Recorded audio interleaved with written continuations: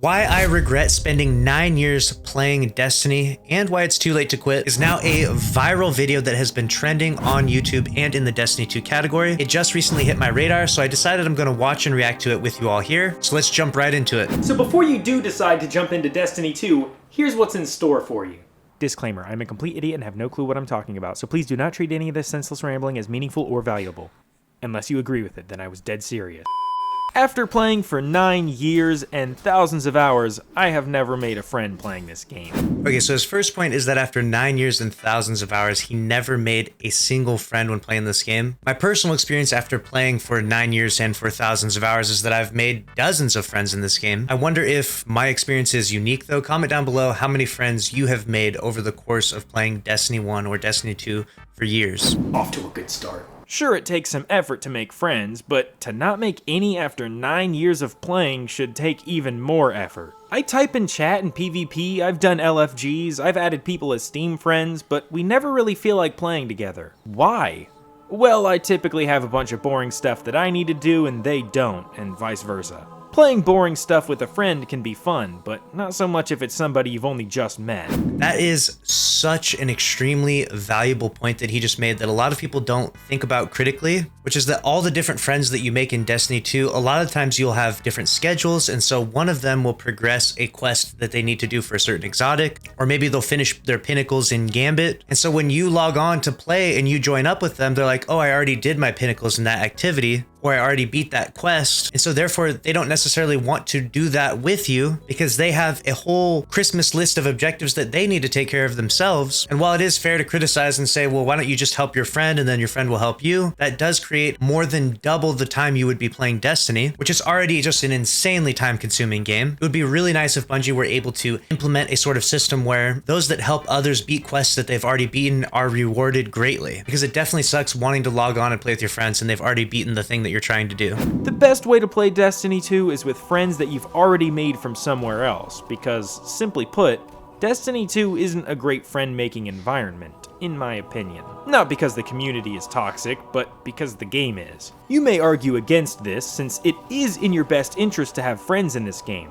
You'll need them for raiding or high-end PvP. But me and many other players instead choose to do what they can alone rather than struggle to make friends. I have put myself out there many times, but the anxiety was never really worth it. For example, one day I decided I was going to do a raid, so I signed up for a group finder and found a group. We were going to do the very first raid in Destiny 2, which is also obviously the lowest level. It took 6 hours. Here's the thing, raids ultimately have nothing to do with your level, your gear, your shooting skills, or anything else you've been building up thus far. No, the endgame PvE activity is all about confusing communication puzzles. You look at this guy and have to remember the symbol and tell the other person in the alternate dimension which symbol it is, and then punch him or something. I don't even remember, but it has nothing to do with shooting or looting. Okay, he does have a fair point in criticizing that a lot of the raid mechanics involve a ton of communication. However, I would say that gear is very important when it comes to raiding, because a lot of that communication can be reduced if you can kill the boss in 1 phase or 2 phases maximum. It's when you're on that 3rd and 4th phase of damage that the communication begins to get a little more weak, and beating the counter actually becomes exponentially more difficult, in my opinion. I have said this for a while, that if you don't show up to a raid properly geared and ready to actually beat the counter efficiently, you're gonna make it 3-4 times harder than it is normally. Here you are, a talented musician with hundreds of renowned works under your belt. But to become a true master and get your music master degree, you must balance this piano on your finger for 20 minutes. Yes, I want to make friends, but I don't really feel like playing the telephone game with a bunch of strangers that are only playing with me because they want gear at the end, and whenever I mess up, I'm keeping them in an activity that they didn't want to be playing in the first place. This is an awful environment for making friends. Okay, so imagine Mario Party, a game already known for destroying friendships. Then imagine there's a cash prize and you're playing with strangers. Somebody's gonna get shot. Bungie is an environmentally conscious company, and so they have decided to keep Destiny 2 environmentally friendly by reducing, reusing, and recycling their content. Remember this gun? Here it is again. Hey, remember when it came back? Well, here it is again. Wow, thanks. I remember when I had that. Matter of fact, I'm still using it. To give you an idea of how bad this has gotten, here are some hand cannons.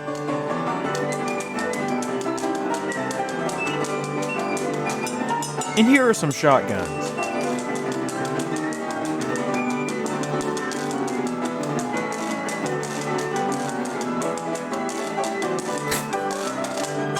point is that recycled content in Destiny 2 has gone completely overboard in that we are reusing the same assets again and again and again, to the point where veteran players are really beating their head against the wall saying, please just give us something new, something we've never seen before, Bungie. And it's definitely a fair criticism, one that I hope Bungie does eventually listen to, but I doubt we'll see them. I'm not even arguing that every weapon should have a unique model, but it's pretty disappointing when a new hand cannon comes out and it looks like Better Devils from year one. There's a lot I could talk about in regards to Bungie's content hamster wheel, but I'll just tell you about a particular incident that I'm not too fond of. Back in 2020, I think, a DLC released called Beyond Light. This added some cool ice magic, and an ice planet, and other ice-related things. I thought that this was one of the best DLCs to date. The added mechanics were cool, the weapons were pretty good, I liked the raid, I liked Beyond Light, which for Destiny standards is actually really good. But there was one little issue.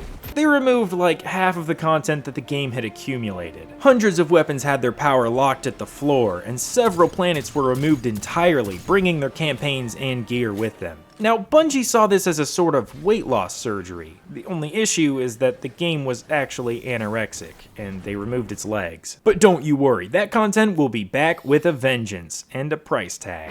With that part, he brings up a valid criticism on sunsetting, which Bungie has backpedaled as much as they possibly can. They said that they're not going to be doing that anymore in the future because of the insane amount of backlash that they've got from the community, but it still stands to be one of the worst decisions they've ever made in the Destiny franchise. Back in 2013, Destiny released, and it was not free to play, but rather $60. Alright, not a great price point for a game that was relatively barren without DLC. But don't worry, DLC would release. Dark Below for $20, and then House of Wolves for $20. These could each be completed in about 2 hours, but you're really buying them for the gear and activities tied to them. Then Taken King, a big DLC for $40. Then Rise of Iron for $35, cause I guess it's $5 less good than Taken King. And then Destiny 2 releases, and it too is $60. Then Curse of Osiris and Warmind, each for $20. After that, we got another big DLC, Forsaken for $40. Then Shadowkeep, a very poorly rated DLC for $30. And as this DLC launches, a new seasonal content model does too. From this point, Season 9, until today, Season 20, a battle pass of gear, materials, cosmetics, and boosters is released every few months for $10 per season. Then Beyond Light launches for $40. The next expansion is a bit of a controversy, Witch Queen. Now, this retails for $40, but if you buy the deluxe edition for $80, twice the price, you get 2 extra dungeons and some cosmetics and stuff. The problem is, dungeons have never been deluxe content. They are some of the highest quality pieces of late game content and have always been included with the already highly priced DLC. But now you need to get that premium deluxe extra cheesy version if you want to actually play the DLC. Otherwise, you're basically playing a demo. But aside from that, the DLC gets good reviews and people like the story for some reason. Then a tragedy happens, the release of the currently newest DLC, Lightfall. The standard edition is now $50, a new record high for Destiny DLC. But wait, there's another version for $100, and it's got dungeons. So in my book, Lightfall is a $100 DLC, which also has a cheaper, handicapped $50 version. Well, at least it's good. For 33% of reviewers. The chief complaint here is the story. Okay, if Destiny players are saying the story is bad, I think you're in the wrong industry. But I actually forgot to mention one expansion. In December of 2021, Bungie had its 30th birthday. And as a birthday present, Bungie demanded 25 USD in exchange for some cool stuff. The main features here were a dungeon, which was very broken, and I think still is, and a weapon, the Gallarhorn.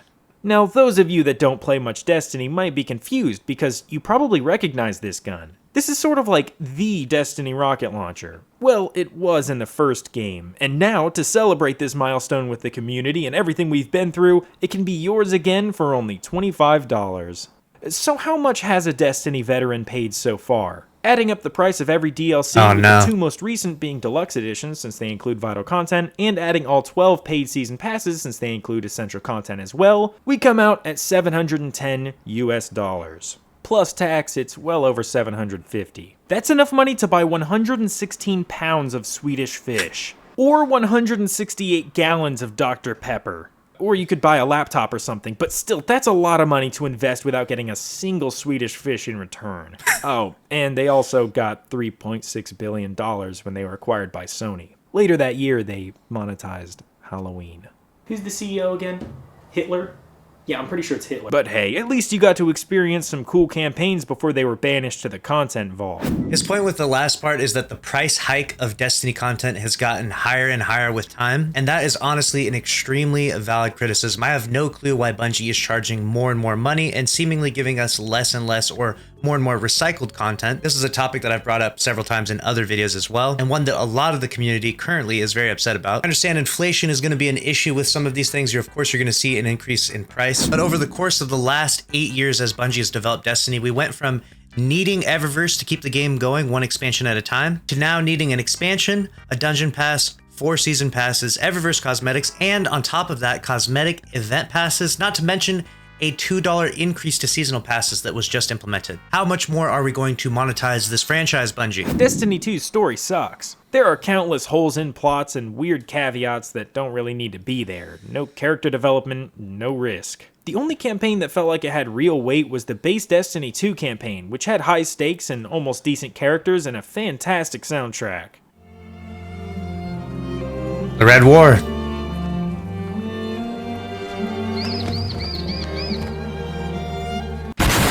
But it's gone now. That's right, you can't play the Destiny 2 campaign in Destiny 2, because they got rid of it. That one exception aside, every campaign is basically, hey, what are those aliens doing over there? They might cause us trouble in the future, let's go get them. And then you go get them. But they save the biggest, baddest guy for the 6-player non-matchmaking raid, so you don't even get to accomplish that empty goal unless you have 5 other friends who also play Destiny and are decently good at it and all have the same 3 to 4 hour time slot to play some stupid raid that's probably not even going to give you the gear you wanted because it's all up to RNG. I can't tell you the amount of times I've nearly had an aneurysm while trying to process one of Bungie's narrative decisions. Like what happened to the other planets when Beyond Light released. Apparently, some kind of darkness magic from the new ice planet Europa caused us to lose contact with several other planets like Mars. So of course, we go to Europa and play around in the snow, because why should we ever check in on those other planets? I don't know, maybe because Mars is home to the War Mind, which I'm pretty sure is important to the Vanguard because we saved it from a worm god once, but oh well, the power went out. Guess that entire planet is gone forever. The most dangerous weapon in this system is on this planet. It's a broken weapon. Too dangerous to be left alone and too unpredictable to wield. And the worst part is, the world and lore in this game are super fascinating. It's just the surface level narrative that does a horrendous job utilizing those things. But that's sort of the case for this entire game. The Destiny narrative has always been this disjointed, chaotic mess. I think that Bungie specifically chose this because it leaves us with a little bit of mystery and allure. There are definitely times when it just feels too chaotic and it therefore gets frustrating. So I definitely agree with that point he made. Destiny 1 hooked me with its promise of an ever-expanding looter-shooter MMO set in space. And as I explored it, the scope only seemed to grow. The world felt like it could be hiding so many interesting secrets that I just had to stick around to discover. And I did, for 9 years. And at some points, it almost felt like how I imagined it would. But as time wore on, I became less hopeful that this would ever become what I wanted it to. It had things that I liked briefly, but most of those things have been removed and replaced, not necessarily by something better, but something newer. And that's not just because Bungie is evil and they hate me, it's also because they're making an MMO. This means that no matter what they do, they're going to create that sort of typical MMO trap. Pull in lots of players early on and slowly accumulate. As time goes on, the game becomes harder to get into and even harder to get out of. Tend too much to the new players and you'll neglect the truly loyal ones. But the more you cater towards veterans, the less approachable the game becomes. And Bungie's solution to this problem was to constantly trim down fat, which a lot of other MMOs do too. But I have a big issue with this method, because while getting into a game can be overwhelming if it has lots of content, features, and mechanics to learn, it's just downright confusing if those things are randomly missing like Swiss cheese. What's happening with the story? Nobody knows. Just play the newest DLC and pretend you know what went down in the previous $600 of removed storyline. Oh, you don't understand why you just created an account and you're level 1,600? Well, that's just a number to tell you how much you've missed out on, don't worry about it. I get that new players want to play with their high-leveled friends, but instead of removing the early game, why don't you just make it more enjoyable and rewarding enough for veteran players to want to replay it with their newcomer friends? The MMO Trap is one of the biggest struggles that Bungie has with this franchise. If Destiny is a game that's meant to stay around for 10 years, then you have to add a lot to that game in order for it to have depth and intrigue for players to actually play consistently for 10 years. But at the same time, as you add more and more to the game, you make it overwhelmingly more difficult for new players to enter. This is one I can't entirely fault Bungie for. It's just one of the difficulties of trying to develop a game over the course of so many years. Playing Destiny 2 has been one of my most profoundly miserable gaming experiences. Why? 2,000 hours, 9 years, $700, and I'm somewhat low-leveled with suboptimal gear, and I'm missing a subclass that everyone else seems to have. Next season, I'll be at the power floor, because the floor will rise so much that it undoes any work that I've done this season, basically resetting me to level 0. Much of my gear will become irrelevant, and the old systems that I've invested substantial time into will be removed. The PvP landscape will change drastically, alongside a host of small UI changes or pointless features like commendations or guardian level. But as seasons pass by, tiny, very fixable issues will linger and drive me insane.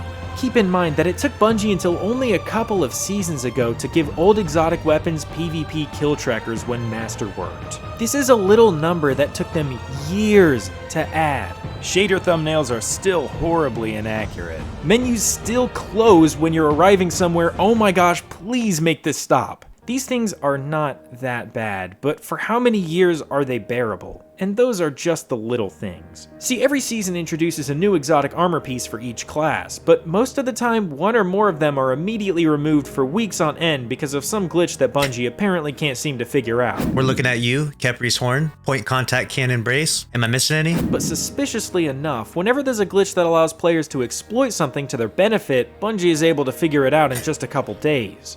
If having cancer gave you better RNG, Bungie would find the cure in like 15 minutes. But whenever a new exotic that people are hyped for is more powerful than expected, just take it away until someone feels like fixing it. Now, maybe I shouldn't assume that Bungie is being lazy. Maybe these issues really do take weeks to resolve. But if you still give Bungie that much credit, keep in mind, it took them until just very recently to fix the tunnels in the EDZ. Go over to the tunnels, and you'll have a hard time staying in the map. This place is a wreck. I could probably find 30 or 40 areas in here to get out of the map. That was a clip from a video series I did on my old channel, where I would go to a planet and find 3 of my own out-of-bounds glitches. This turned out to be so easy, I was able to upload these daily. I had found 3 glitches on every planet in only a week. Of course, when I went to check the tunnels for this video, Bungie had cleaned it up, but it sat in a frighteningly glitchy state for about 5 years. And while I haven't done videos like this on the newest planets, I know for a fact that they are just as glitchy, if not glitchier, than the maps that I've already covered. In fact, when I played through the little free intro mission to Lightfall, I was really impressed with how pretty Neptune was. Until I found this just sitting in plain sight. Which made me wonder, how long would it take to be straight up out of the map? About 2.5 minutes later, I decided that I wasn't going to purchase Lightfall. The criticism here is towards bugs and glitches and unfinished, unpolished areas within Destiny 2. And while I will say it is frustrating to have there be bugs and glitches, I'm actually a lot more lenient about this than probably the average person. And the reason why is because I realize how many different moving parts Bungie is actually working with here. If you were to actually sit back and conceptualize all the different moving parts that are simultaneously happening, you would see that there are so many different things going on here that it just simply makes sense that there are going to be glitches and little out of bounds spots. And as long as they aren't significantly game ruining, I'm honestly not too upset with running off into a random little spot in the game that no one is really intended to go to and happening to fall through the map. And honestly, it can be kind of funny from time to time. But despite hating this game, I also love it. The PvP offers a depth to build crafting and strategy that I haven't found in any other first-person shooter. So when I feel like pulling off some crazy 1000 IQ plays and feeling good about myself, I can always turn to Destiny 2. And I definitely feel an obligation to at least check in every once in a while after all that I've invested. But for the thousands of hours and hundreds of dollars, all I really have to show for it is some cool cosmetics. So, in summary, don't play Destiny 2 unless you hate liking things. Of course, you can try it out if it looks fun, but just take it from me. This game has an uncountable number of issues, most of which are here to stay, or get worse. Well, I'm gonna leave it there. I got a little derailed in some places, and there's still a lot that I could talk about. The ending of this video is perfectly what I envisioned the average Destiny player to be like. If you're in that category, comment down below. It is a serious love-hate relationship with this game, franchise, and with the studio Bungie, but I myself personally don't regret playing Destiny for the last 9 years. It has entertained me, I've built countless friends personally, memories that I'll cherish for a lifetime, and this community has done a lot of good for charity work. So overall, I personally don't regret playing Destiny, but let me know if you do. And if you enjoyed this video, make sure to click on one of these videos here, because I'm sure you'll enjoy them as well. Lastly, make sure you're subscribed with notifications on, smash the like button. I'll see you in the next one. Later.